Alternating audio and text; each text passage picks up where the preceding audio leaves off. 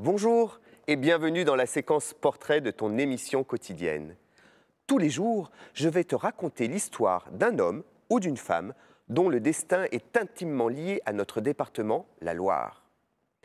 Aujourd'hui, je te propose de découvrir la vie studieuse de Marie-Anne Pierrette Pauls.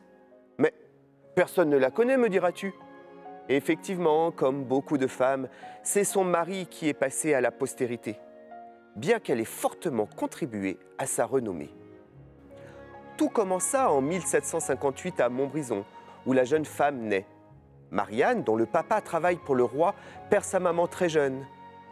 Elle est envoyée, comme cela se faisait à l'époque pour les jeunes filles de la haute bourgeoisie, au couvent, afin d'y recevoir une éducation classique. Elle s'y prend de passion pour les sciences et le dessin, et en ressortira avec un caractère bien trempé. Pour lui éviter un mariage arrangé avec un vieux monsieur qui ne lui plaît pas, son père décide de marier Marie-Anne à l'un de ses jeunes collègues, Antoine Laurent de Lavoisier, qui reste pour tous les scientifiques le père de la chimie moderne. Mais l'homme de science doit beaucoup à son épouse, qui très vite comprit et apprécia les qualités de son mari. Pour lui, elle apprit le latin et l'anglais, ce qui lui permit de traduire un grand nombre de livres étrangers en français. Elle se perfectionna en chimie et put ainsi passer ses journées auprès de son époux dans leur laboratoire. Là, elle l'aidait dans ses travaux. Notamment, elle notait sous sa dictée le résultat des expériences. On a trouvé beaucoup de registres de laboratoire qui contiennent de nombreuses pages écrites de sa main. Mais là n'était pas le seul talent de Marie-Anne Pierrette. Elle était aussi habile avec des pinceaux et des crayons à la main. Elle eut la chance de perfectionner l'art du dessin auprès de Jacques-Louis David, très grand peintre de l'époque dont tu as peut-être vu le tableau le plus connu, le Sacre de Napoléon.